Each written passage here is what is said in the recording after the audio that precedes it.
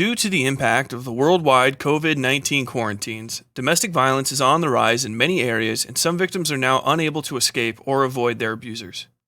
If you or somebody you know is experiencing violence, please reach out for help. Most nations and municipalities have phone numbers for 24-hour helplines, and I'll list some for majority English-speaking nations in a moment. If you are afraid for somebody's life or safety, do not hesitate to call emergency services. 911 in the United States and Canada, 999 in the United Kingdom, and 000 in Australia. Dialing 112 in most European nations will also connect you with emergency services. If you suspect or are involved in a domestic violence situation in the United States, call the National Domestic Violence Hotline at 1-800-799-SAFE. That's 1-800-799-7233. In Australia, the national hotline is 1-800-RESPECT. That's 1-800-737-7328. In the United Kingdom, call 0808 2000 247. In Canada, you can reach the Assaulted Women's Helpline at 1-866-863-0511. Nothing on earth disqualifies you from receiving help if you need it. There are people who will help you if you're unmarried, if you're a man, if you identify as LGBTQ, if you are using drugs. It does not matter. Folks out there care, and they will help you. They just need to know who you are and where you are. You are worth saving. We are in this together, everybody. Look out for each other, wash your hands, and stay safe out there.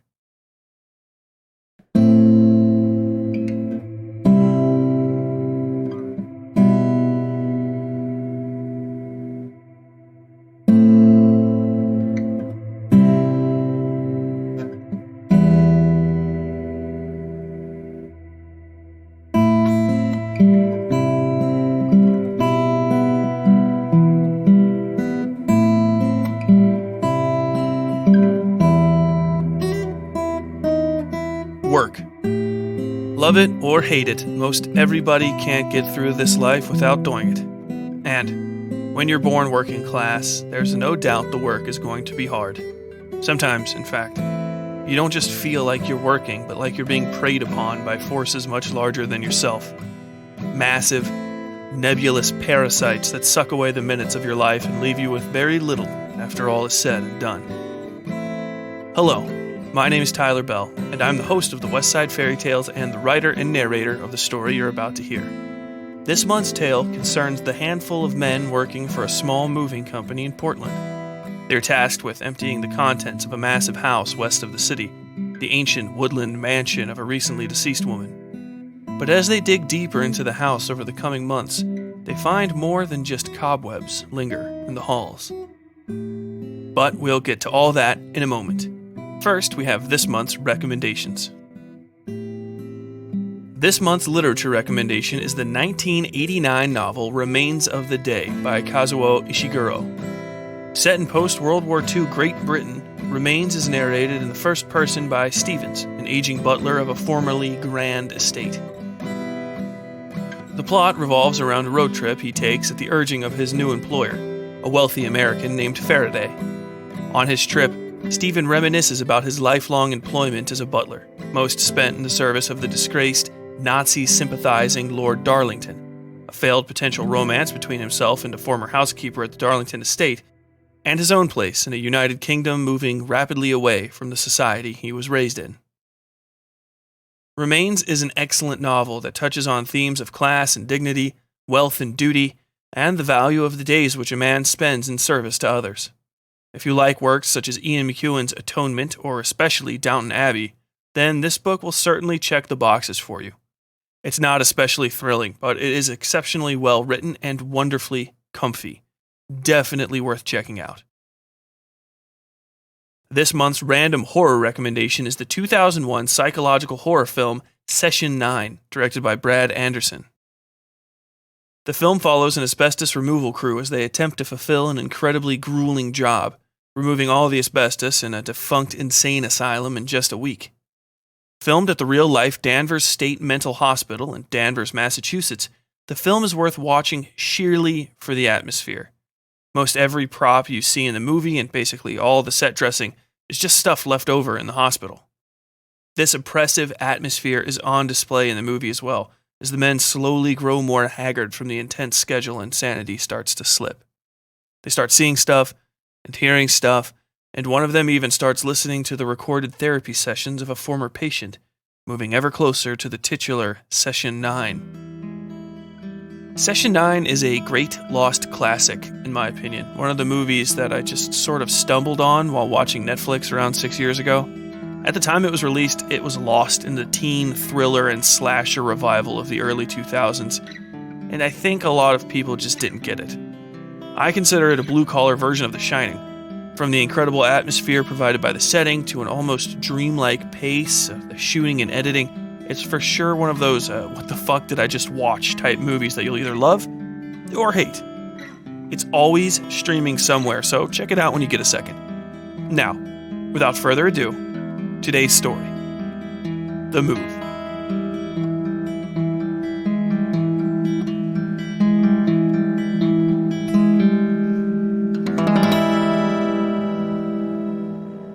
Gentlemen, we had to call him out of retirement, Bookie said in a deep voice, slapping Marlowe on the back as Dawes walked up the hill from his car. Our need was too great.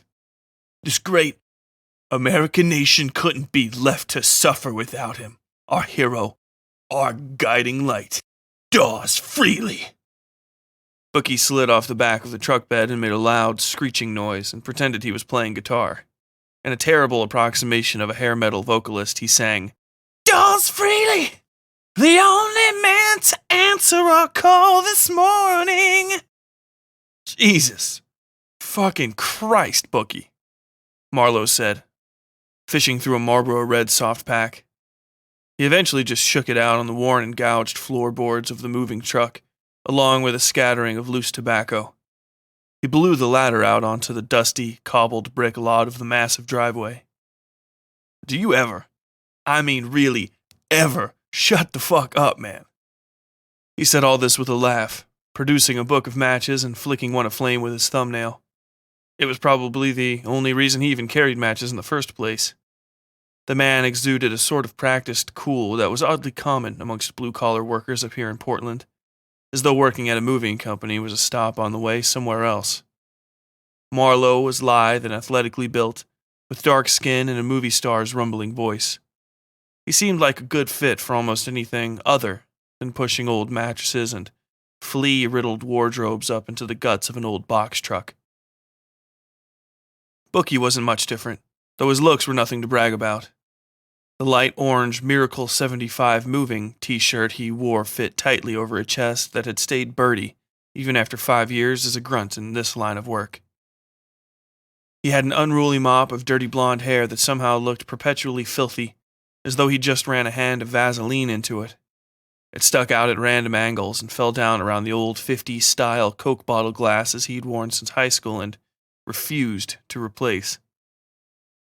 Dawes himself had short-cropped, almost whitely blonde hair and faded blue eyes that proved a fair match to the denim jacket he'd worn to work that day. He had the ropey muscularity one picked up working dive bars and cleanup crews and every other sort of physical labor job a guy could get wandering up the West Coast from California. He smiled, showing a front tooth chipped crossways from a bar fight gone wrong in his late 20s. Bookie dragged him into a back-slapping hug. Where the hell have you been? He asked. It's been like a year since you picked up hours with good old Miracle 75. Bookie pulled open Dawes' jacket and feigned a shocked expression when he saw the plain white muscle shirt underneath. And look at this, Marlowe, out of uniform. Dawes laughed and pushed him away, pulling a pack of cigarettes free of his jacket and lighting one. Lost most of my clothes about a year ago, he said, grinning around the cigarette. He inhaled and puffed out a big cloud of smoke that hung in the chill autumn air, with the cigarette staying clamped between his teeth. The girl I was with then got sick of me and threw my stuff out on the lawn. We were living in Old Town and, wouldn't you know it, none of it was there when I finally got back. Marlowe laughed. Seriously, I saw a doper like 3 days later wearing my Doc Martens. He did you a favor, Marlowe said with a chuckle. I remember those boots. I like those boots, Dawes laughed. I was stuck in my no-slips from this restaurant job for like 2 weeks until I could afford something new. Sounds like you had it coming, Bookie said. What'd you do? I told my side girl I was leaving my girlfriend to be with her, you know?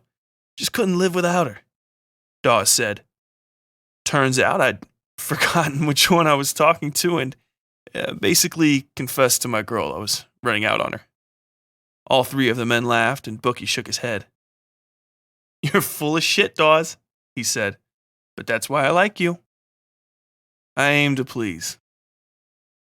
Hey, you layabouts, called a voice from up the driveway. Dawes shielded his eyes with his hand and found DeMarcus Winters bounding down the winding stairway to the drive. The man was a clean 100 pounds overweight, but at 7 feet tall, that didn't amount to much more than a potbelly. A cauldron belly, more like, Bookie had once said, striving as ever to show off the advanced vocabulary that had netted him this cushy moving job. It was DeMarcus who'd given Graham McAuliffe the nickname Bookie 5 years ago when he tried to sound smart by naming the plots of all the titles on a bookshelf they were tasked with moving. Bookie enjoyed the nickname immensely. It was a story, he liked to say, he would one day tell when he was a famous author. He'd threatened Dawes and Marlowe and the other men at the company with one day quitting Miracle 75 to write the great American novel, but so far hadn't. Well, shit, Dawes did show up, DeMarcus said. He trundled over to Dawes and shook his hand, pulling him in for a hug the way a wrecking ball might pull down a building. Dawes let out a puff of air when the big man slapped him on the back. Oh, look at this. You do some time, little man. Don't appreciate prison tattoos on my crew. He pointed at the feather tattoo on the back of Dawes' wrist. Dawes turned his hand over to look at the ink. It had already faded some in the last year. This? Dawes asked, laughing. Just a bad decision I made. My record's clean as a whistle, big man, you know that. Clean as a whistle, then. All right, DeMarcus said. He turned to the others. Okay, boys, take a knee. I'm going to get right down to it because we got a whole shit load of work today. Dawes and the others reluctantly took a knee. DeMarcus wouldn't start talking until they did, a holdover from his days as a lineman for the Seattle Seahawks. His career had been cut short by a host of injuries he'd sustained in a plane crash in 1975. Surviving that had been the miracle that let him start this moving company. A tall, thin man with mushroomy skin stepped up just a few feet behind DeMarcus. Dawes was startled to realize he'd been standing there the entire time, hands clasped demurely at his waist. He wore a simple black suit with a pale purple tie and a white shirt. Odd metal cufflinks glittered at his wrists, a stylized sort of eye or setting sun in gold and black. Expensive, to say the least. Grit in the driveway dug into Dawes' knee and he shifted uncomfortably. The movement drew the thin man's eye, which crawled over Dawes and then the other movers. The man's irises were a stunning, almost fake-looking mix of purple and gold, though maybe it was a trick of the sun shining on them. His face was drawn and pale, stubbled lightly around his chin and cheeks. The mustache over his lips seemed a touch overgrown, as though it were normally trimmed thin. His eyes were puffy, like he was about to fall out from exhaustion. This is Shelby Goldstein, Esquire, of Walther, Dunbarton, and Loeb, DeMarcus said, giving everybody a stern look, like they were about to take the field in the biggest game of their life. His client, a Miss Hiroshiko Ami, passed just last week, and her next of kin are relocating her old possessions for the estate sale. There is a lot of stuff inside this house, boys, and we gonna move it all.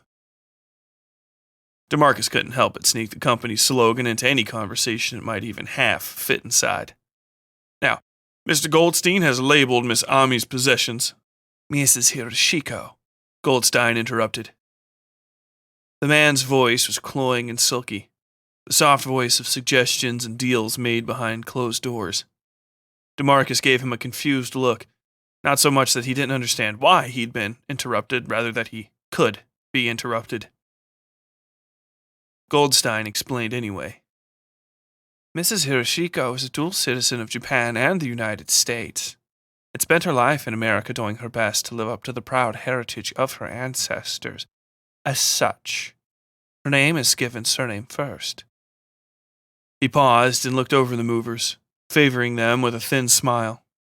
Additionally, she was married in 1935. Thus, Mrs. Hiroshiko. Okay, DeMarcus said, turning back to his men. Mrs. Hiroshiko has a lot of expensive things being moved with priority to places all over the city for storage and auction. We're going to treat every item like it was our own baby, understand? And Mr. Goldstein has been kind enough to label items with colored stickers so we know which ones go first. Roy G. Biv, in that order, just like the rainbow. Any questions? Bookie raised his hand. No? Good, DeMarcus said, turning to Goldstein. Bookie sighed and dropped his hand, standing with the others. Dawes got a better look at the house as they climbed the steep drive and then the seemingly steeper staircase leading to the front door. Sweeping castellations soared over the brocade of old-growth trees. Over his shoulder, to the east, Mount Hood sat behind a thin blue veil of ozone. Portland lay somewhere between him and that great mountain, in a valley obscured by the thick tree cover to the southeast. Mount St. Helens lay to the northeast, also obscured, though he could still see the tracework of smoke guttering from its mouth into the sky. It had been 5 years since the eruption, and curious geologists from across the globe were still visiting in droves to figure out why the thing was still sputtering long after it should have gone dormant. People in town, normally a sunnied bunch despite the rain, had started talking about Mount Hood getting hot like Helen, in hushed voices. How the fuck are we supposed to carry shit up and down this fucking thing? Bookie grumbled. The stairs under their feet were surprisingly economical compared to the grandness of the house hanging over them.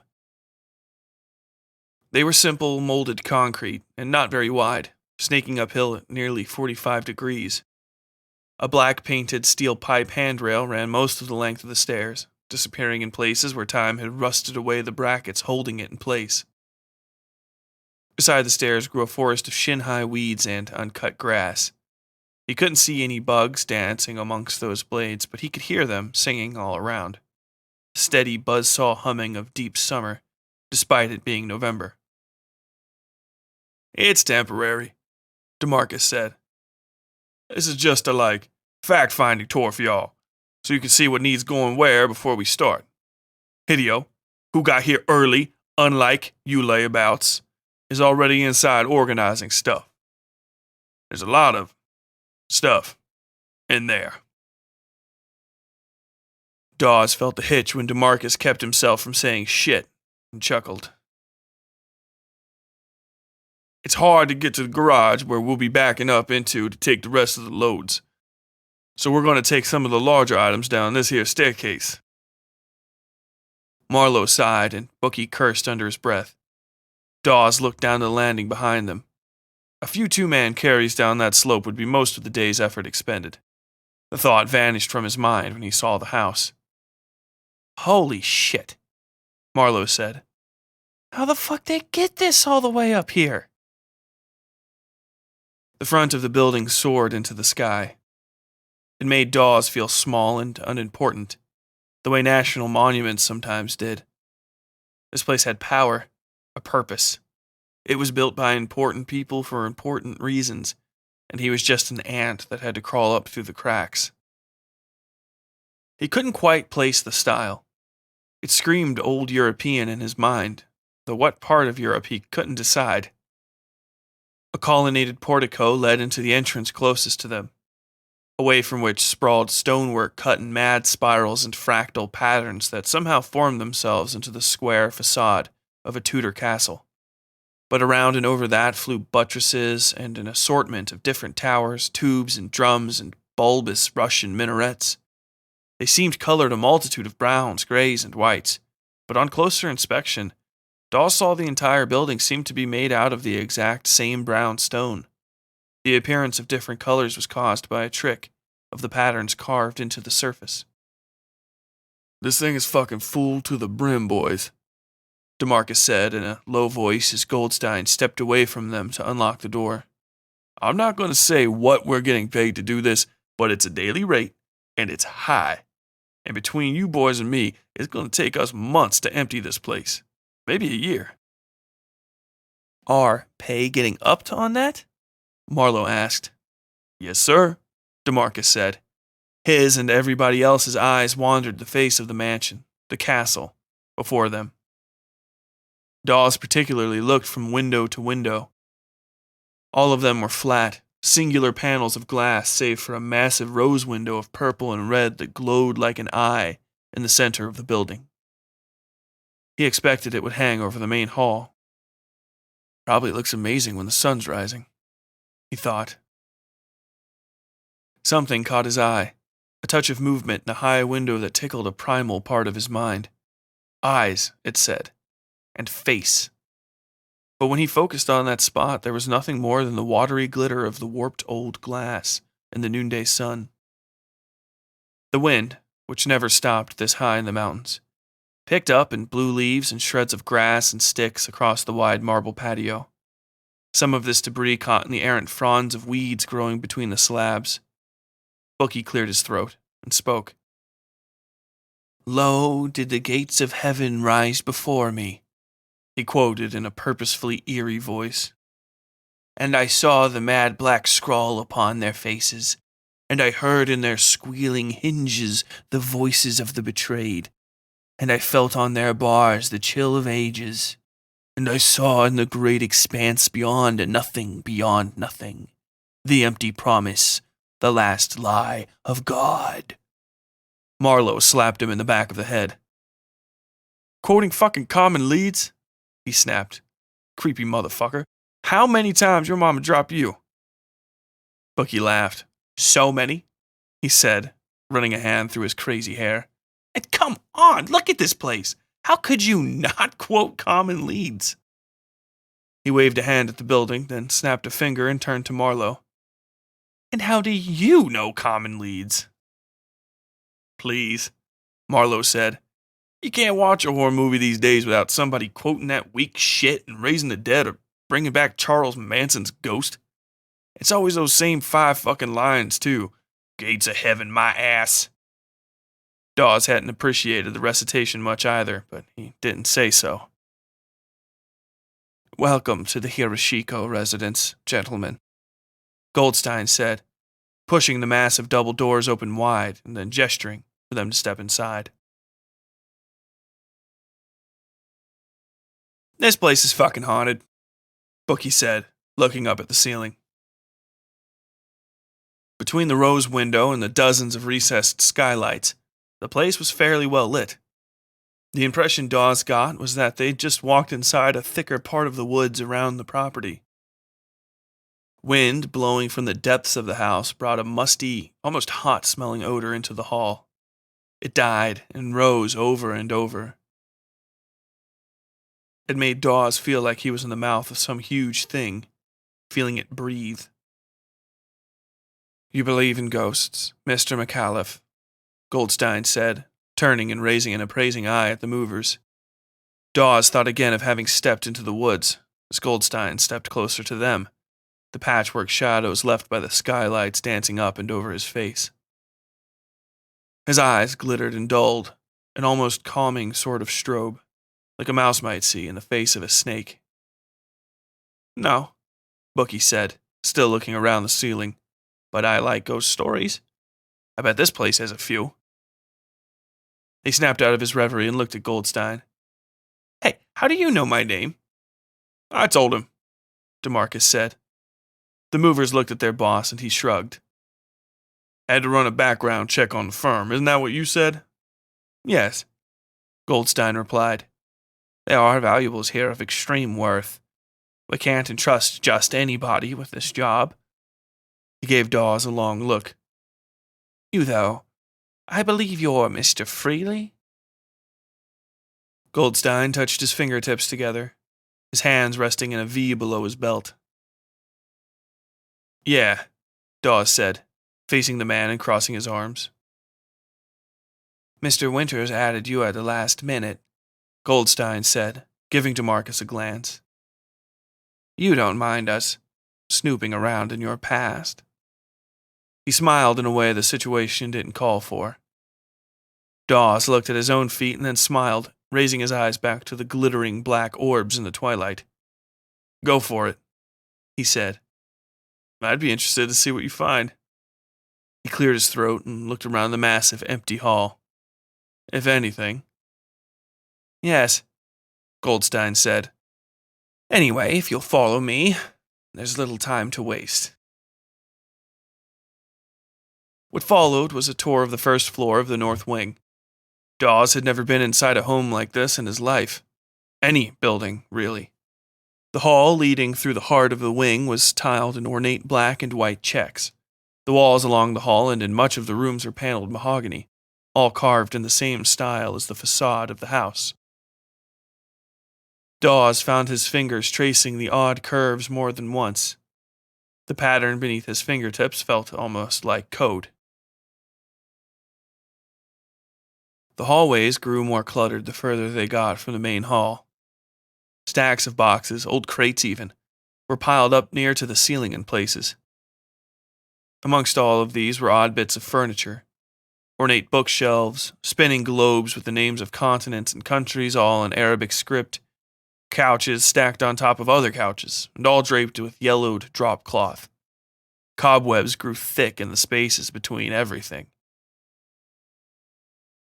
They seemed to Dawes like a sort of ethereal gray mist, a material shadow of some strange thing that had fallen from the walls to rest over all this forgotten history, like a shroud. He ran a hand through a net of the stuff and found it surprisingly tough. It clumped over his hand and he had to shake himself free. The great, shadowy network of web puckered and pitched and stretched out into the depths of the hallways beyond where he could see. In the depths of the building, they heard something thump. Oh dear, Goldstein said. Dawes saw him touch a slender hand to his face at the front of their little pack. I hope that wasn't another collapse in the basement. This place has a basement, too? Marlowe said. He was walking with his head much lower than it needed to be, slapping at the cobwebs every time one stuck to his hair. Despite his best efforts, the tight black curls were steadily turning gray. 2 basements, in fact, Goldstein replied, flicking his fingers through the air. One beneath either wing. The south wing's basement suffered a terrible collapse during the Mount St. Helens explosion, I'm afraid. I've been told we lost something like 10,000 bottles of wine in that incident. Most of that area is wine storage. There were a few dozen barrels of bourbon lost, too, some of them more than 100 years old. Maybe a few of them are still around, Bookie muttered, looking back over his shoulder toward the south wing. He caught Dawes looking and winked. I wouldn't try to find out, if I were you, Mr. McAuliffe, Goldstein said. That entire side of the mansion is terribly unstable now, and completely off limits. The party passed a heavy wooden door with iron banding set into a flourished archway, and Goldstein pointed. A strip of red plastic was fastened over the front of the door with neat strips of duct tape. Just as with any area where you see this red marking. Goldstein stopped walking in front of a door filled with soft blue light. Dawes hadn't really even realized how dark it had gotten this deep in the halls. Without the lady of the house around, he figured, there was no reason to keep paying the electric bill. Oh hey, Hideo! Bookie shouted. His voice was loud enough to make Marlowe duck. The man was an easy startle. Dawes looked past Bookie into the room where Hideo, the last member of the crew, was organizing old crates full of irregularly colored glasses. He gave a sharp wave and went back to work. Nice of you to show up, Book, he said, pulling a red sticker off a roll and mushing it into place with his thumb. It didn't want to stick to the old wood, and Hideo eventually got sick of dicking with the thing and jammed the sticker between the slats on the side of the crate. He held his hands up to the sky, looking at nobody. And now this room is done. I'm taking my lunch break. Log your minutes, DeMarcus said. Log your fucking dick, Hideo murmured, storming past them into the dark hallway. He was wearing the high-visibility vest they were all supposed to wear on job sites. And Dawes could see it bobbing in the darkness long after Hideo's outline had faded. There was a loud thump, and the vest disappeared. Goddamn fuck nugget! Hideo shouted. His voice was softened by the distance. Dawes saw the orange glow rise up out of the dark and laughed. Be careful down there, Hideo, Dawes yelled after him. Suck a fart out of my ass, you fucking blister! Hideo shouted back. Then the vest really was gone. Dawes looked that way a second longer. The hallways curve, he thought. That's why it's so fucking dark in here. Your employee has quite a mouth on him, Goldstein said to DeMarcus, voice sharp with displeasure. DeMarcus shrugged. If I could do something about it, I already would have, he replied. Goldstein liked to slip in and out of the house's deep shadows as they worked.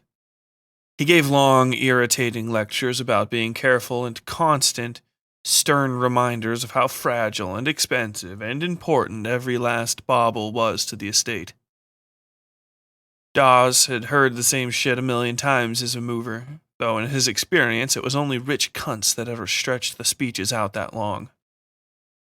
Middle-class people would try to be cool most of the move, until you touched the one thing they cared about. Then they broke out into a sweat until it was bundled and buried in the van. Poor people cared more than the rich people about every last thing, though that was usually because they didn't have all that much. If you broke the table, they were out of table fucking indefinitely, or they'd just have to make do using a fucked up, broken-ass table. Put phone books under the legs. Embarrass the kids' friends. Dawes remembered one middle-aged black lady, the wife of a naval petty officer overseeing a move from just south of Portland down to Corpus Christi. He'd risked a tricky move with a chest of drawers and she just cleared her throat. No, you ain't, she said, shifting the child on her hip and staring at him. Dawes chuckled at the memory. What the fuck are you laughing about? Hideo said. It was the third day of work now, and they were getting used to the job. Given the obnoxious route they had to take to get out of the house, they'd been slowed to just one room per day. They'd cleared the hallway first, and those cobwebs had given them a monster of a time.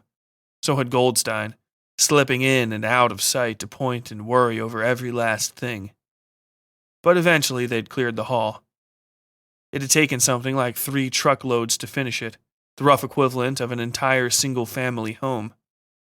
Dawes had ridden along on a few of the offload trips, which were thankfully handled by a separate crew at the storage warehouse everything seemed to be going to. They all wore gray jumpsuits with Grady Shipping emblazoned on the back. Hey man, Dawes asked one of them, where is all this going? The guy just shrugged and kicked out the bottom of the dolly, dragging a stack of book-laden crates into the airline hangar-sized doors. This is a fucking kitchen, Hideo said, leaning into what they found out seconds later was a heavy, 6-foot-wide, claw-footed bookshelf. It could have been used for anything. The shelves themselves were inch-thick slabs of stained oak, all of them at least 2 feet deep. They could have held stacks of gold without bending. As such, they just held books. So, Dawes figured, they were bookshelves. Are you sure? Dawes said. He dialed up the Coleman gas lanterns DeMarcus had bought them in a bid to better navigate the house. The deeper they got into the north wing, the darker the rooms got. Windows in any given room would be filled with stacks of old books, newspapers with Chinese characters. One room even had plastic-wrapped wholesale boxes of Pez candy pellets and dispensers packed so tightly into a window frame, they had to use a pry bar to loosen them. Fucking why? Hideo had said, face streaming with sweat. The work wasn't that exhausting. The house just got hotter the deeper they walked into it. It wasn't the dry heat of a furnace or radiator, but a raw, wet sort of hotness, like being stuck in a greenhouse a few minutes after the sprinklers have stopped running. It stuck to you, in a way, and the odd, breathy blowing up the corridors never seemed to stop. "Look, right there," Hideo said, back in the maybe kitchen. Dawes followed his finger until he saw it too. "It's a stovetop under all that. What are those, bindles of silk or something?" Dawes could see it, the black tracework of burner covers and corners of polished steel poking out here and there beneath maybe 80 neatly stacked rolls of expensive-looking fabric. The kind you might see in a Middle Eastern bazaar. 2 hours of digging. Goldstein materialized in that time and passed out the stickers, naming what needed to go where and how to color-code it. Revealed a fully set-up kitchen, complete with stainless steel prep tables, 2 stoves, a flat iron range, and a nest of drawers filled with boxes of industrial kitchen knives. The entire thing had been set up like people were about to come in and pull a full day shift in a 4-star restaurant. The only thing missing was gas hookups, the parts for which Dawes found in an oily box under the prep table. He couldn't wait to announce the ridiculous find to Hideo. Dawes had been passing the time every day by getting the man riled up so we could hear him complain about every little thing. But Hideo was quiet now, standing with arms crossed and looking down at the table. "Hey, what's up, man?" Dawes asked, heading over to see what he was looking at. He had to bat away more than a few dangling sheets of web that were only just low enough for someone his height to have to deal with. Hideo was a good 4 inches shorter than him, and walked under most of the stuff without ever noticing it. Hideo unfolded one of his arms and pointed at the table. "Check this out," he said.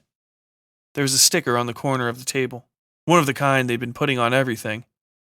A fine layer of dust lay over the tiny violet disc.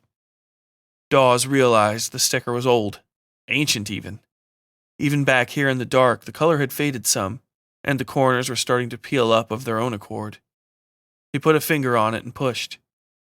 The glue, decayed from years of sticking to the stainless steel, gave way, leaving a grimy smear on the silvery metal. "Lady Hiroshiko has always been one for extensive organization," Goldstein said just over Dawes' shoulder. Dawes jumped. "Oh, fuck!" Hideo shouted, turning to Goldstein. "What the fuck, man? You're just sneaking up on people? God damn it!" He put his knuckle in his mouth and turned around to pace. "My apologies," Goldstein said with a smile. He pointed to the sticker. She liked her systems. A methodical woman, repetitive, dedicated. He put his pale forefinger on the sticker and slid it off the edge of the table. He held the tiny piece of paper up in front of his nose and then crumpled it and dropped it in his pocket. "That would have been the wrong color anyway. This item should be coded blue." "Sure, boss," Dawes said. "No problem." They had been repeating the color scheme every couple of days. Roy G. Biv. The guys at the storage hangar hadn't seemed to pay the color scheme much attention, and Dawes couldn't see a pattern to it. If anything, the rationale behind it was risky, sometimes outright dangerous from a moving perspective. Heavy things went on the truck in the wrong order, fragile items were put in compromising situations. It didn't make a lick of sense, but any deviation would summon Goldstein like a vengeful, irritating spirit. He favored the movers with one of his smiles and then left the room.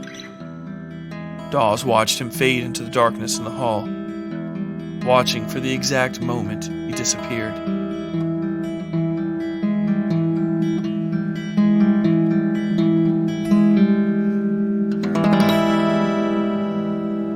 Hey there, Westsiders. I hope you're enjoying another free, independently produced episode of the Westside Fairytales. While the Westside Fairytales will always remain free and available to the public, there are some things you can do to support the podcast and keep great horror fiction independent. If you have a moment, consider buying a bit of merch from the Westside Fairytales merch store at westsidefairytales.com/merch. merch. Get yourself a t-shirt, a hoodie, or even a mug bearing our logo, and show the world just how much you love hanging out on the West Side once a month. If you hate hearing me talk in the middle of the episodes or ads in general, consider paying just $1 a month at patreon.com/Westside Fairytales for early release, advertisement-free episodes of the regular story episodes, and the Westside Fairytales Horror and Lit Club episodes. For $5, you also get PDFs of the monthly stories laid out just like a real novel, and access to the Behind the Story episodes, where I go in detail about the method behind creating the month's story and any inspirations I have. You get even more content and free merchandise at the higher levels, so please consider supporting the Westside Fairytales today. Now, back to our story.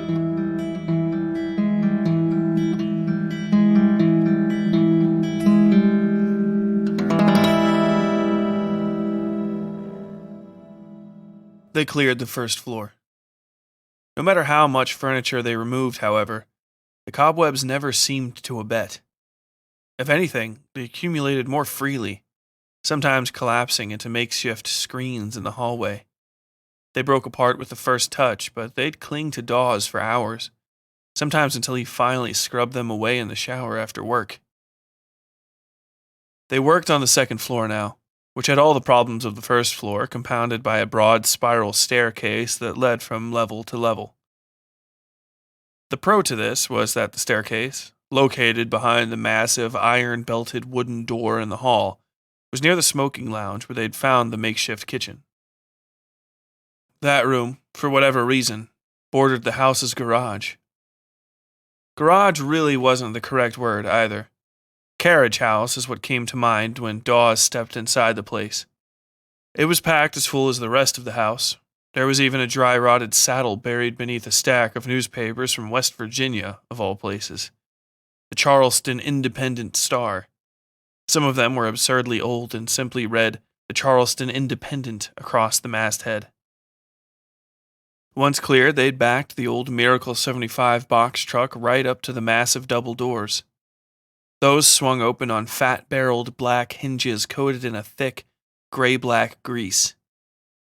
The doors were so heavy they needed the support of stubby iron wheels, which ran along rusted steel guide tracks recessed into the cobbles.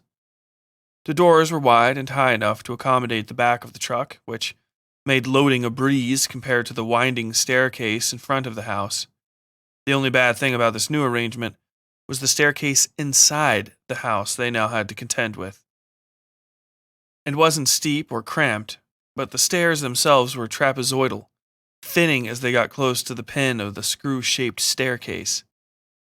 Backing down the things while carrying anything that blocked your view of your feet was a complete fucking nightmare. And many of the larger objects, 6 king-size redwood bed frames without mattresses, for instance, had to be carried just so, or they'd catch on the wall or the pin. What Dawes hated most was the passage to the lower floor, though he hadn't shared that with the other guys. The spiral staircase went up and down to the basement, according to Goldstein.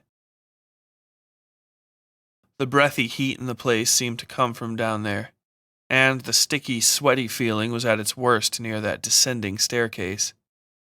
The red tape that had formerly blocked the door now hung there at the head of the stairs, affixed again by neat strips of tape.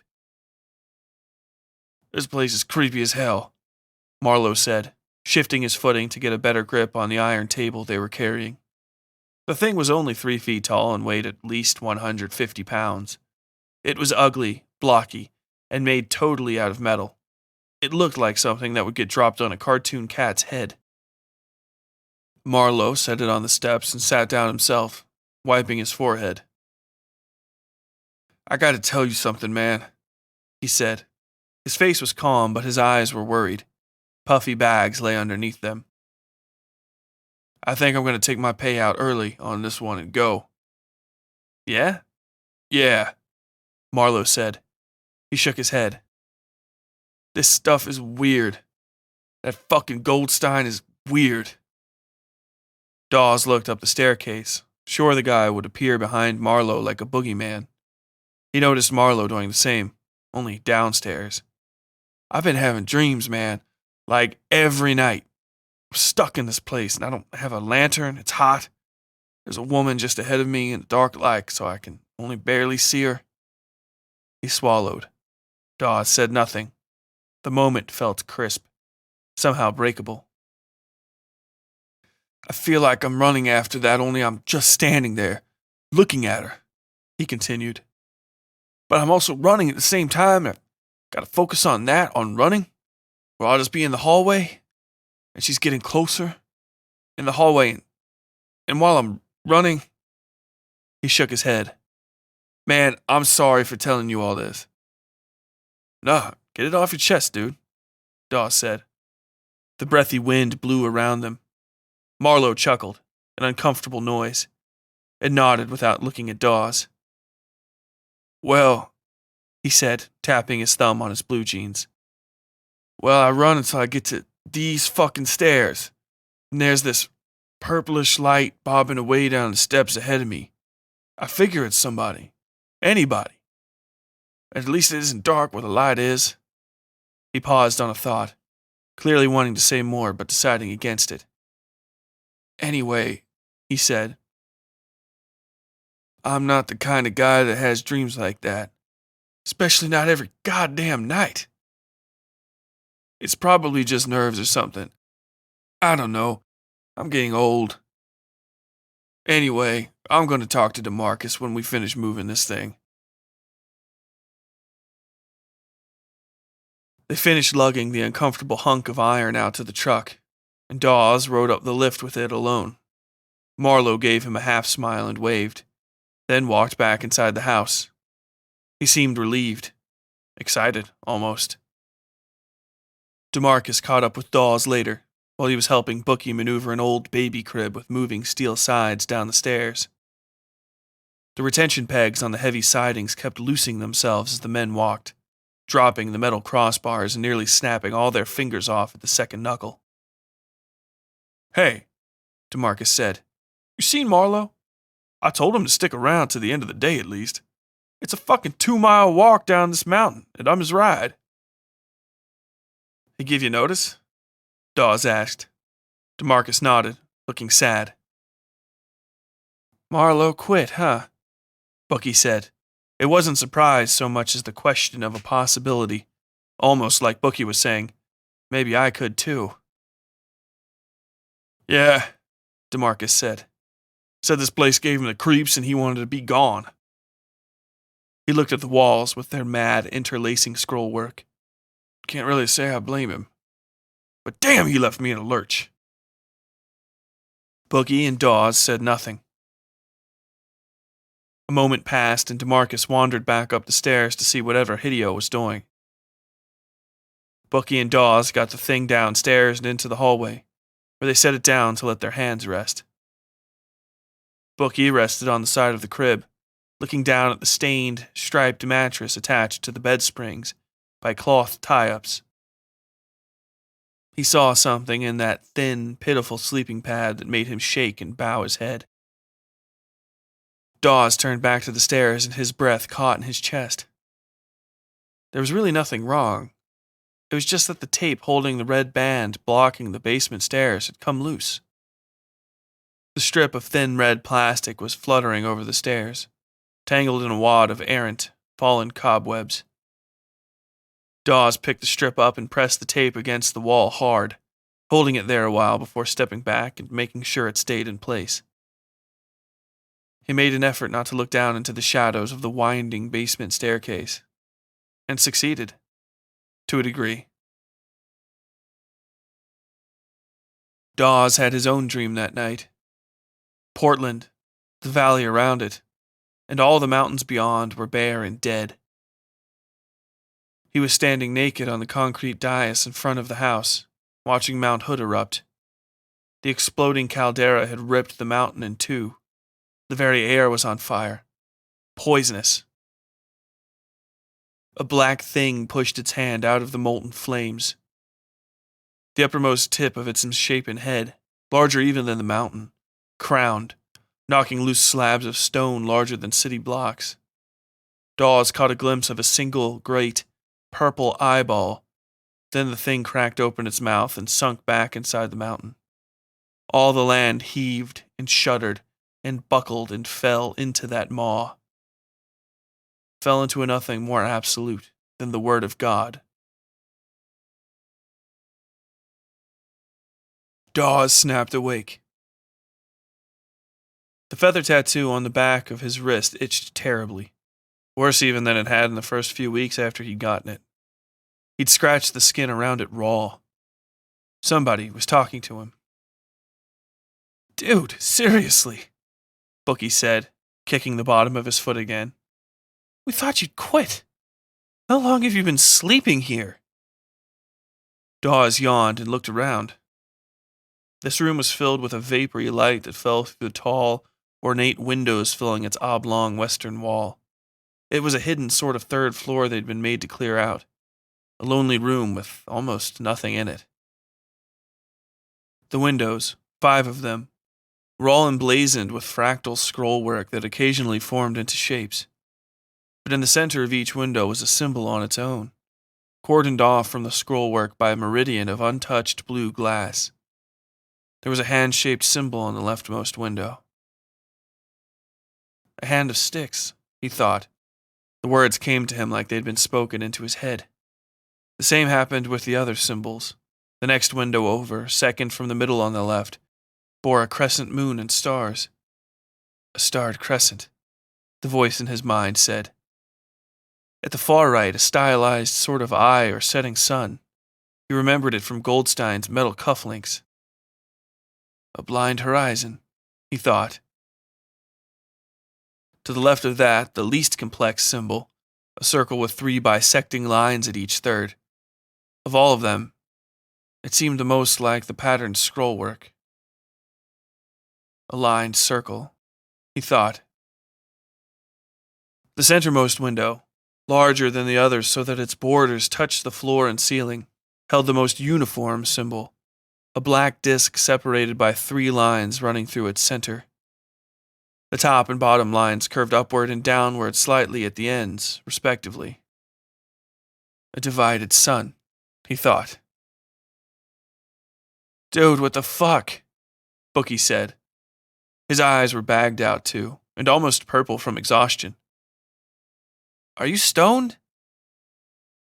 He chuckled, which seemed like it took some effort on his part. "Hey, can I get some?" "No, I'm just beat, man," Dawes said. The chair he'd fallen asleep in was an ornate, heavy thing made of some dark wood he couldn't place. Ebony or something like it. The cushion was ancient and weird-smelling, but thick as a twin-sized mattress and about 10 times more comfortable. "What time is it?" "About quitting time," Bookie said. He looked around the odd, empty room and grumbled to himself. "Maybe 4 fucking ever. You thinking about bailing on this job too?" "Yeah, man," he replied. "Or at least juicing DeMarcus for double what I'm being paid." He sniffed. "Now, actually, fuck that. I think Marlowe had the right idea." He sighed. "This is like the only room in this place that has some fucking light coming into it, you know? I'm sick of how dark it is, and these fucking cobwebs." He waved a hand around, but there were none in this room. Bookie seemed to notice this and slowly lowered his arm. "What is the fucking deal with this house, dude?" "I don't know," Dawes said, itching his tattoo again. "But I know I'll be glad to be fucking quit of this place." "Quit of this place," Bookie parroted. "Look at you." Dawes rolled his eyes, stood, and stretched. "Fuck off, Bookie," he said. "You're not the only cunt with a library card." Bookie laughed and Dawes grabbed a side of the big chair. "Now help me carry this cumbersome piece of shit downstairs before DeMarcus docks my pay." The garage was empty. Dawes set the chair down and looked at Bookie. "Did we send out a load?" he asked. "Thought the truck was only like half full." Bookie just shrugged and dropped down into the chair. A whiff of something hot, a brief chemical reek tinged the air. Dawes rubbed his eyes. "Jeez, no wonder you fell asleep in this thing," he said, crossing his legs and putting his hands behind his head. You just let me know if you see DeMarcus coming. Dawes flicked him behind the ear and Bookie started up, rubbing the side of his head. He gave Dawes an ugly look. Dude, he said, what the fuck? You don't have a weird feeling right now? Dawes asked. Bookie said nothing, which was all he had to say. He cast his eyes to the empty spot in the garage where the truck should be. Hideo walked in the door behind them. Hey, he said, you guys seen DeMarcus? He paused. Where's the van? What the hell are you doing here? Dawes asked. Bookie jumped out of the chair, looking around the empty room. The chemical smell grew worse. Following you guys, Hideo said. I've been hunting you all over the fucking house, you dickhead. What? Dawes asked. We thought you and DeMarcus were taking a load out to the hangar. The van's gone. He pointed and Hideo followed his finger.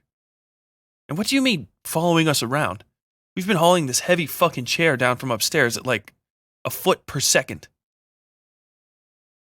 Fuck off, Hideo said. I just spent half my break following one of you dickheads around this gloomy fucking shithole. You know that's why you're all supposed to be wearing these stupid fucking things, right? He pointed to his orange high-vis vest. It couldn't have been us, Bookie said. I was wandering around upstairs like 30 minutes ago looking for this turd. He pointed at Dawes. He was sleeping in that weird room that's sort of hidden over the main hallway. Hideo gave Dawes an ugly look, and Dawes rolled his eyes. So who were you following, DeMarcus? He asked. How could you not catch up with him? He moves like shit sliding down a toilet bowl. Again, Dawes, where does this come from? Bookie said, laughing. That was beautiful, man. Are you trying to show me up? Shut the fuck up, Bookie, Hideo said. Maybe it was that fucking spook Goldstein. This is the only haunted house I've ever been inside where the ghosts hire you to move them the fuck out. Wind gusted inside the carriage house, carrying a thickly chemical smell that made them all gag. It tinged the air gray. Oh, what the fuck? Bookie said, ducking down and gagging. They all figured out what the smell was at the same time, but Bookie said it first. Is something burning? None of them had heard it, which was something of a miracle in and of itself, though Dawes remembered something like a rumble passing through the floor after Bookie had woken him. Outside, the column of smoke was thick and dark with fumes from the 2 full 100-gallon diesel tanks that powered the Miracle 75 box truck. The rest of the conflagration was a poisonous mixture of ancient, stained wood and various plastic appliances loaded into the van. Even from 300 feet up, they could see the tangled limbs of shattered furniture burning around the impact site. Shit, was DeMarcus in there? Hideo said. If he was, we are going to have a hard time getting paid over this job, Bookie said. Dawes looked back at the house, the only one of them to do so, and thought he saw the shape of something in one of the closest windows. A pale face with long black hair that might just have been the shape of the old curtains brushing against the glass. There's a phone inside, in the south wing, Hideo said. You've been in there? Dawes asked. I've been stealing all kind of shit from over there, Hideo said with a shrug. There's all kind of weird little gold statues and shit. Otherwise I would have quit this fucking job day one. Dude, fuck that, Bookie said. Let's just walk the fuck down the mountain. We need to call the police before the whole fucking mountain goes up, Hideo said, pointing down at the flames. They had already spread into the trees the box truck had smashed to pieces when it tumbled off the mountain. The truck itself seemed to be on the verge of going out, but everything else was crisping brown at the edges and starting to smolder. It had been a dry year. That's pretty noble of you, Bookie said. I'm fucking leaving. Good luck, guys. Wait, Dawes said. He couldn't exactly explain why he thought it was a bad idea to walk down the hill alone, but he tried anyway. I think you should stick with us, man. What if that spreads super fast and you get caught in it? Figure this out on your own, Hideo said, walking back to the house. Dawes tried to stop him too, but Bookie started talking. I'll take that chance, he said. And fuck, ever going back in there again. Fuck even trying to get paid on this mess. He put his fingers on his temples. What the fuck is going on right now? How long have we even been working here? I think my girlfriend broke up with me because all I've been doing is sleeping. I've been so tired, and I spend most of that time flopping around and making noises. I feel like I've already seen this fucking fire, too. Bucky looked at Dawes, and Dawes found himself wordless. He didn't even know where to start. A bad chill was running laps up and down his spine. He looked back down at the rising column of smoke. He'd seen the same thing in his dreams, but much larger. Smoke choking the entire sky. In his dream, though, the smoke had shattered against the blue and split into the shapes of a billion birds on the wing. They had swooped down over the land, spreading across the country. He touched the feather tattoo on his wrist. It itched badly, burned almost. I'm going back inside, Dawes said. He sighed. I think you're right, but we can't leave Hideo up here alone. Bucky looked at Dawes and then at the access road leading back down the mountain. Just stick around out here and wait for us, okay? Bucky nodded without looking back at him. Dawes walked through the garage back into the house. Hideo had lit up a cigarette on the way inside. He could smell the smoke trapped in the cobwebs. The faint light of the lantern he brought with him into the house moved through the webs and the smoke. The shifting patterns made him feel like he wasn't moving in the direction his feet were taking him, and he had to focus on the shadows on the floor ahead to get his mind to understand where he was going. Those shadows suddenly grew long in front of him, stretching forward through the hall so far they touched the very end of the curving walls. Somebody was coming up behind him. Dawes turned around and yelled when he saw two glowing orange eyes bobbing through the darkness. The eyes yelled back at him, spinning back into the dark. Dawes' heart leapt in his chest, and then he caught his breath. God damn it, Bucky, he said. What the fuck? The glowing orange eyes were nothing more than the reflection of his lantern in Bucky's glasses. Bucky had his own lantern stretched out into the hall behind them. That's what had sent Dawes' shadow flying out ahead of him.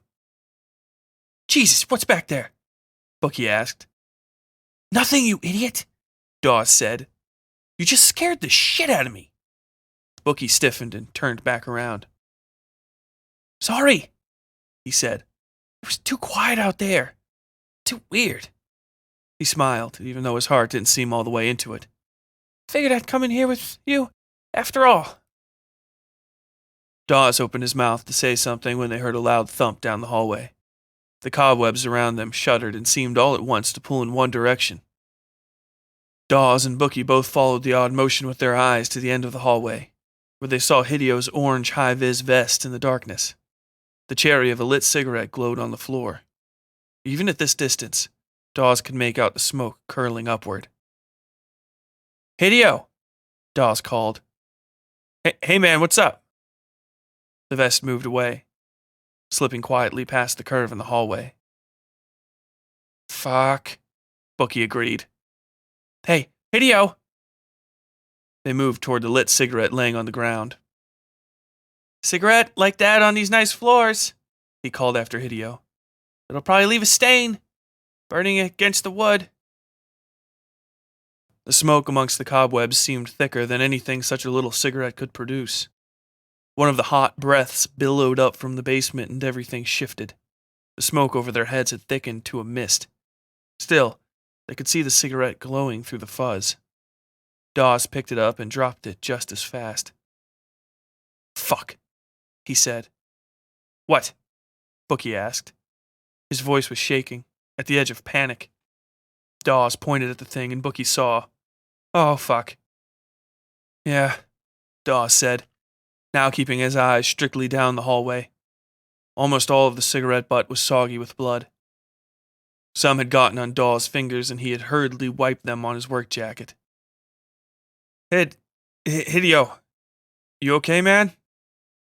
He held the lantern up to spread the light out further, though the thickening mist pushed back the light.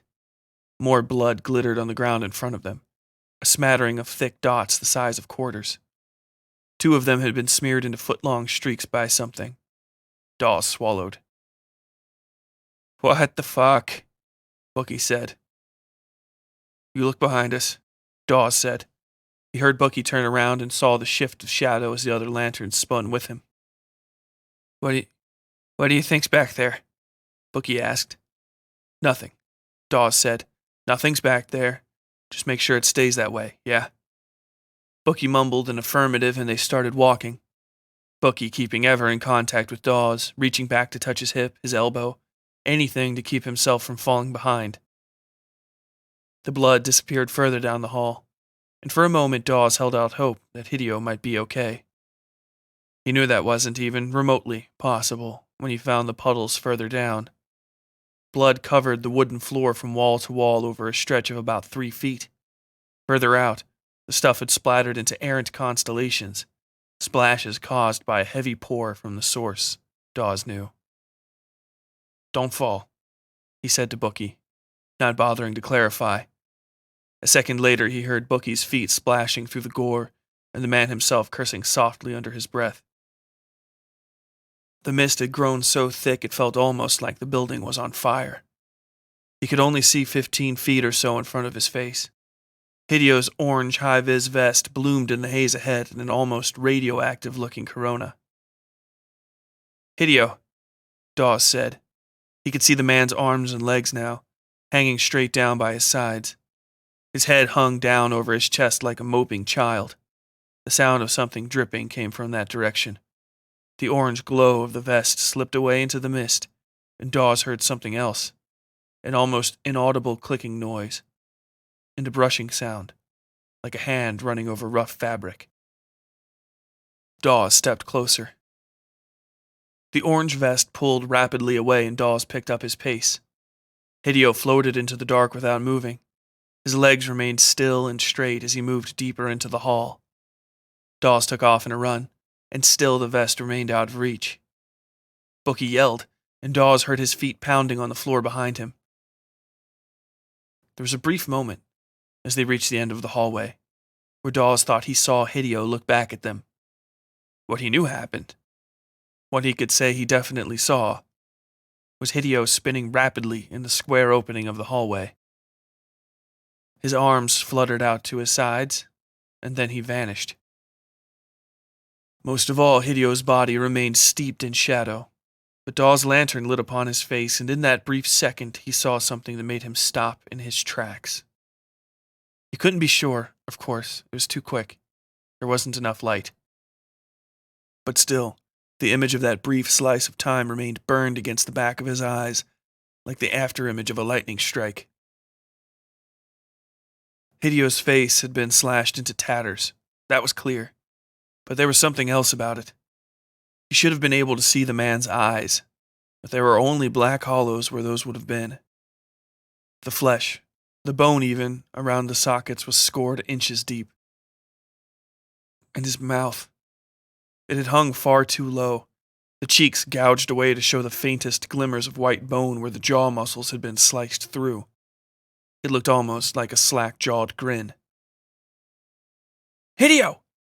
Bookie shouted. The clicking noise was more obvious in the main hall. Light still shone in through the windows here, though it was sparse and none seemed to touch the high corners of the ceiling. Hideo, man, what's up? What's up, buddy?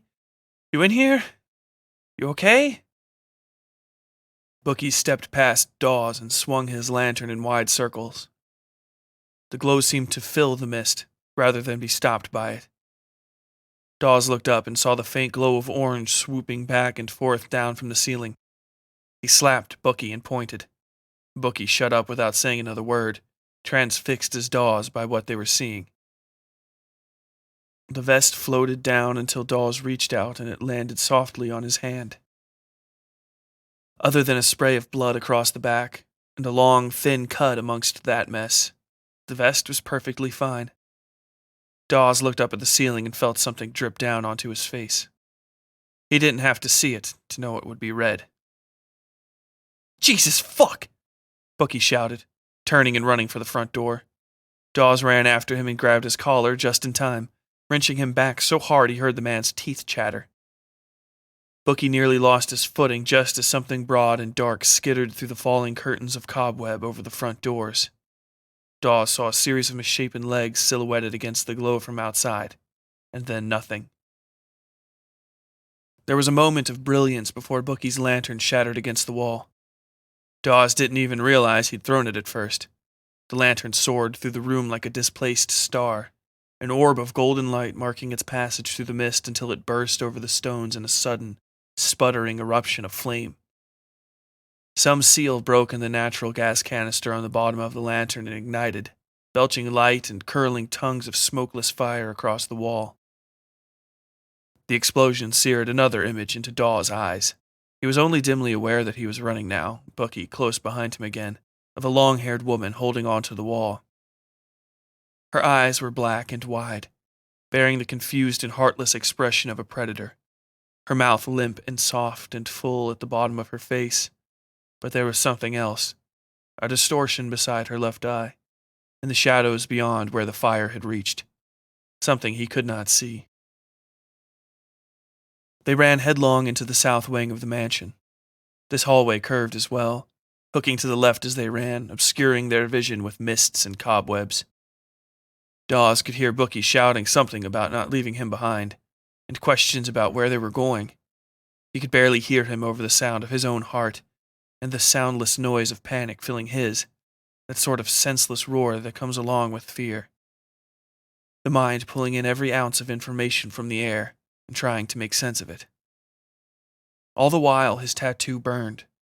Hot now, almost to the touch. It felt like a million mosquito bites all centered on the same place. He ignored it and kept his feet moving, traveling by sense and instinct. Bookie had stopped complaining, but he could still hear him behind him. He almost didn't want to look back, seeing an image in his mind of Bookie floating along in the half-lit mists, black sockets where his eyes had been clawed out, his mouth hanging open in an idiot's too-wide grin. Dawes took the stairs to the basement. They curved only once around the central pin before descending at a straight, downward angle into the earth. The mists grew so thick they blinded him, and then he was running down a set of stairs suspended by nothing in an infinite black void. Bookie was screaming for him to run faster, and so he did, taking the stairs two at a time until he was again buried in the mist. The stairs curved suddenly and violently left, and Dawes struck the wall hard with his right arm. The glass housing around the lantern shattered, spilling glass over the finely detailed carvings on the stone stairs. It stayed lit, however, and they kept moving. A few turns around the pin and they burst into an almost familiar hallway. Dawes held his lamp up and could barely see past the clutter of furniture in the hall. "I know all this shit," Bookie said between breaths. "It's all the stuff we moved before we moved it. There is no fucking doubt." He howled and fell to his knees, pressing the palm of his hand over his left eye. "Oh fuck! It hurts so bad. I've been here before. I knew this would happen. Ugh, Dawes, help! It fucking hurts!" Dawes pulled Bookie to his feet. Tears of blood seeped through the cornea around his iris. The entire sclera had gone red, and his nose was bleeding. Dawes was fine, save for the infernal burning in his wrist. He shook Bookie gently, casting the light around them. Every small move pushed air against the exposed gas catchers now, making the light frail and inconsistent. It seemed to almost buckle under the weight of his movement. The mists grew thicker. "Fuck. Can you move?" Dawes asked. Bookie nodded and spit a mouthful of pink froth onto the ground. Dawes threw the man's arm over his shoulders and ran for the stairs. For the briefest of seconds, he almost laughed at how lucky he was it wasn't DeMarcus he was carrying. "I died here like 80 times already," Bookie said in a muted, sloppy voice. "Duck." Dawes did so without thinking, and saw something thick and furred with needle-like black hairs whip out of the mist. It clawed the stone where Bookie's throat would have been. Something smelled faintly like burning flesh. Down was the only way they could go, and so they did, toward what Dawes thought would be the basement. The humid, breathy feeling washed over them, and for a moment the color of the walls washed away, and Dawes could see the entirety of the mansion. A series of interconnecting and confounding fractal hallways and stairs and chases and runs, curving in crystal elegance through an infinitely small void. something like a black marble he could see resting in the palm of his own hand, as he watched himself scurry through it like a weevil through the intricate vertices inside a loaf of risen bread. Then they were in the hall again, but it was hardly a hallway at all now. The walls that remained were stripped bare to the stone by weather and time. Trees and vines wove their way through the lonely skeleton exposure had left of the place, and yet still the mists lingered, and the ever-present cobwebs, and Dawes felt as if this corpse of a house was no less full and alive than the one he knew. This state was no diminishment, no reduction, but the well and true whole of the thing. The main hall they emerged into was almost completely bereft of man-made artifice, and yet still the tracework of the building Dawes had known remained fully intact. Trees rose where the columns had stood, and fissured rock had risen from the ground to make stairs. Even the complicated rose window over the front doors was in place, made by a complex twisting of vines and leaves through which the sun shone to cast a bizarre shadow over them as they stood. "I never write any books," Bucky said. "I wasted all my time. Fuck." Dawes hauled him up and nearly puked when he saw the man's face. His left eye had fully ruptured, leaving a trail of blood and scraps of eye tissue laying over his cheek. "I should never have taken this job. Now all the roads end here. Somewhere in here." Bucky, Dawes said, but the man said nothing. He grew steadily heavier as the strength left him, and Dawes had to lay him on the carpet of dead leaves covering the uneven stone floor. His breathing softened, then faded altogether. Dawes looked at him and then around the great hall. His eyes stopped on the far staircase. "What the fuck?" he whispered. Goldstein lay on the stones there, draped almost, like a towel left to dry. His black eyes were empty and unfocused, but he looked no less alive than he ever did. He jumped when the body twitched, and then watched as it flexed itself into a sitting position and looked at him. Cobwebs trailed from the shoulders and neck to join the greater network along the walls. "Hello, Dawson," he said. Dawes looked around at the room. "I don't go by that anymore," he replied, looking down at the lantern. One of the gas catchers had been damaged and was barely glowing. The other seemed like it wanted to give up too.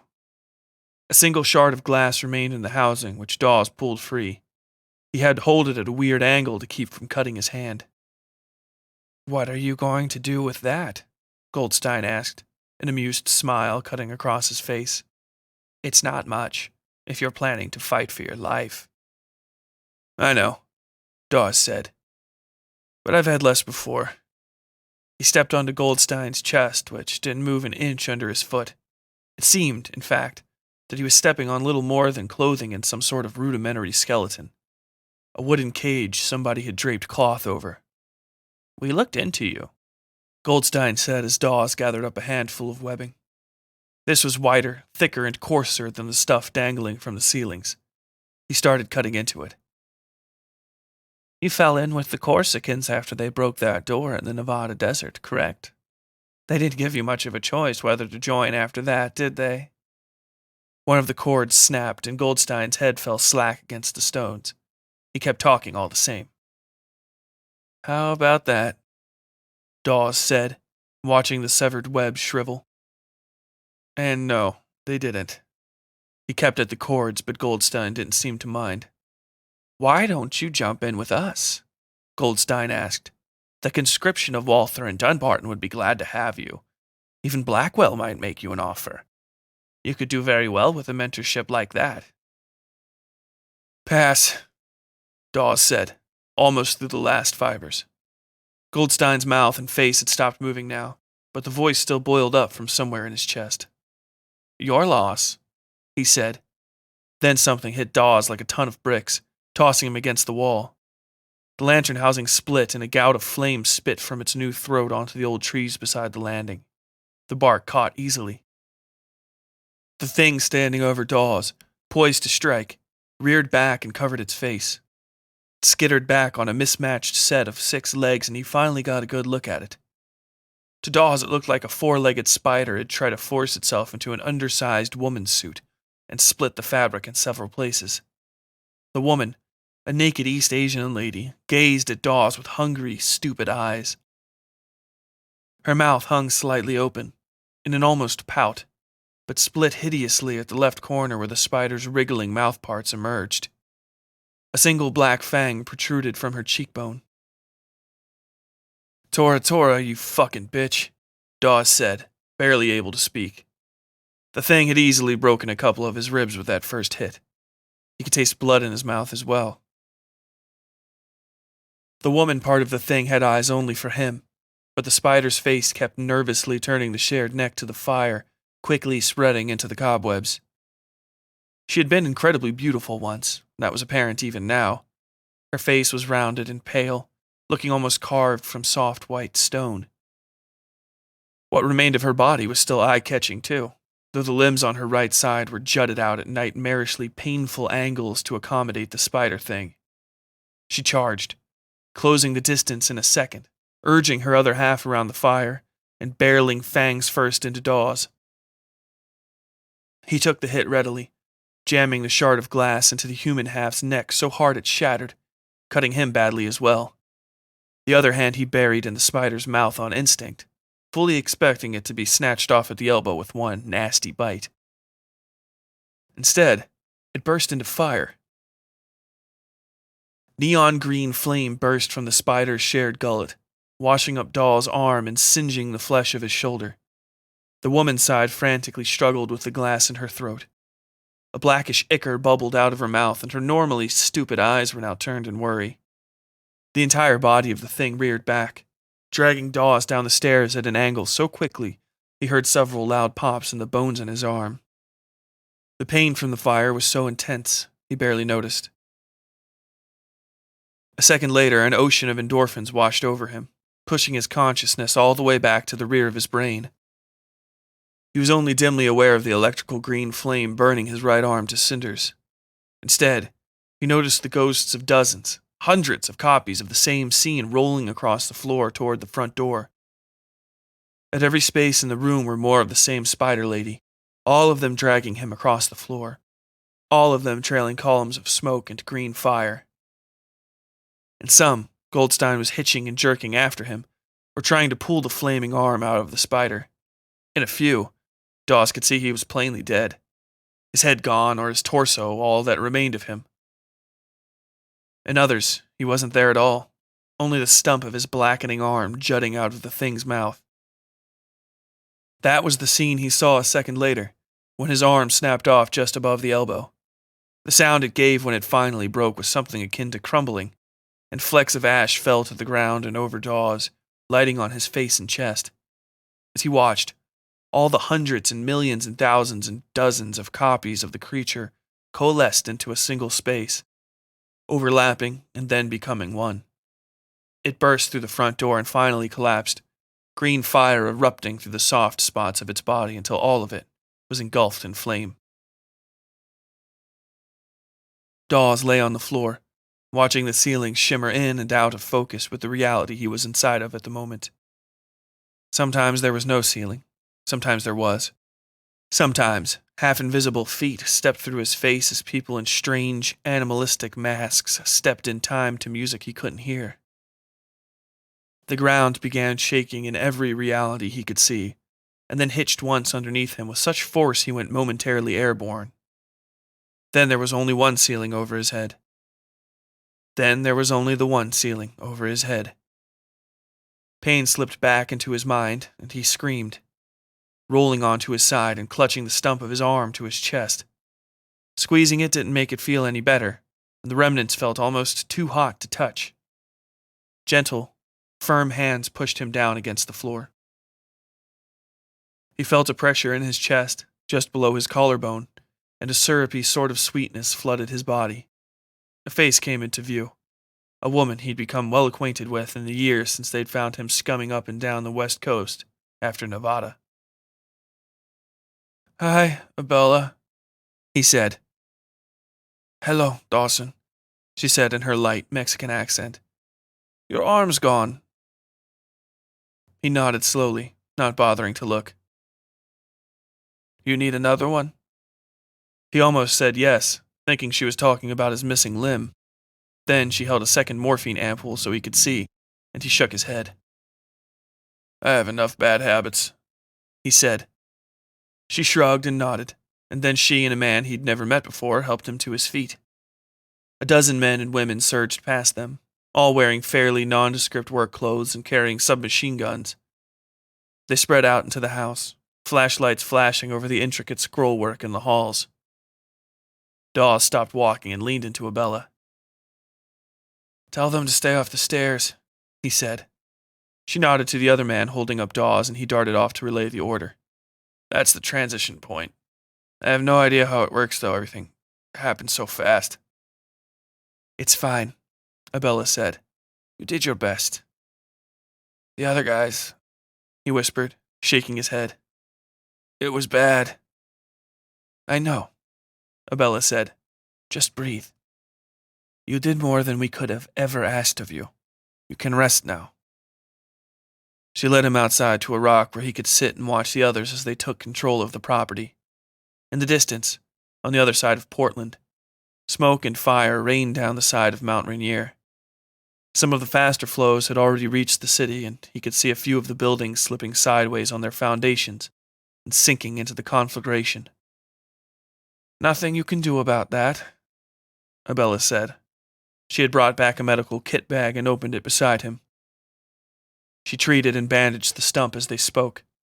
It had already begun leaking blood and some foul, yellow jelly from the wound. "That's a lot of pain," Dawes said. "I know people down there." He thought of the story he'd told the guys on that first day. It had all been bullshit except one part. He did have a girlfriend, and she lived down there. "It will all be worth it, though. You'll see," Abella said. Eventually, she left him to see to the interior of the mansion. Dawes sat in silence for a long time. After Bookie's body was brought out on a sheeted stretcher, after the glowing orange and black cloud of death had fully covered Portland, even after the medical ambulance had come to pick him up, he sat there and looked over what he'd done, what he'd caused, and found himself unable to think of a single thing to say. It was an old voice that finally broke his reverie. He turned to see an aged woman in a crisp gray suit standing beside him. She too looked out over the destruction, her eyes cool and quiet to any emotion. "I'm sorry," Dawes said. The drug slurred his words. "What did you say?" She looked at him, raising her eyebrows in surprise as though she hadn't noticed him. When she spoke, her words were colored with some unplaceable Slavic accent. "So it begins," she replied, repeating herself, nothing more. She laid a hand on his shoulder, and then stepped past the ruined circular altar in front of the house. He watched her stand in silhouette against the dull glow of Portland as it burned to the ground. And seeing the way the feather tattoo on her hand seemed to glow in the firelight, he knew she was right.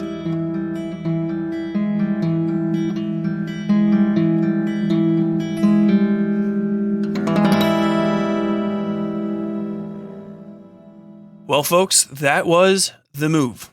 What did you think of it? Have you ever had, or do you still have, a grueling, thankless manual labor job? Have you ever lost your arm to an imago of Zagroth because your Corsican tattoo unexpectedly burst into flames when you rammed it down her throat? Let us know in the Westside Fairytales Horror and Lit Club on Facebook. The Horror and Lit Club is a place where fans of the show, some call themselves Westsiders or even Westies now, can talk to each other about the show, the recommendations, and anything else that comes to mind. The only real rules are don't be a dick to each other and try to keep your posts focused on horror and literature, but even that last rule is pretty soft, so come on by. Just search for the Westside Fairytales Horror and Lit Club on Facebook. Hey folks, if you didn't know, each episode of the Westside Fairytales takes something in the ballpark of 40 plus hours of work. Most of that is writing, reading, rereading, rewriting, and editing again and again until the stories are just where we want them. On top of that is the additional time sink of recording, editing, and all the miscellaneous extra things like paying taxes, marketing, and website and podcast hosting fees. There are a lot of ways to support our work here, and the easiest by far is to just buy yourself a nice new official logo mug from the merch store at westsidefairytales.com/merch. Like I said during the promo break, we have plenty of options, and it's a great way to support the podcast and get a little something you can hold in your hands in return. For those of you who hate advertisements on podcasts, for just $1 you can get rid of those and not have to worry about hearing them ever again, at least on the Westside Fairytales. All you have to do is go to patreon.com/Westside Fairytales and subscribe at the $1 level. That'll give you access to an RSS feed you can plug into most any podcatcher to listen to the special episodes at your convenience. For $5, you get access to the monthly ebooks of the episodes, as well as an entire backlog of story PDFs from the last season and a half, as well as access to the exclusive Behind the Story episodes, in which I discuss the creation of this month's story and talk at length about a million other things that sort of kind of inspired me to write it. And of course, the most important thing you can do to support us is share this show. Don't sweat leaving a review on Apple, but if you could share this episode on Reddit, on Facebook or Twitter groups, or even in forums you're a member of, it helps the show immensely. So, if you like the Westside Fairytales, please, please, please share this episode with the world. Next month, we journey to the great expanse of space, where an industrial accident on a manufacturing station orbiting a remote blue star kicks off a series of events that might lead to the end of humanity throughout the galaxy. I hope you'll join us next month for our story, Dog Star. And until then, as always, stay safe out there. The Westside Fairytales is written, read, scored, and produced by Tyler Bell. Episode artwork by Yui Breedlove. All content herein copyright 2020 WSF Productions, LLC.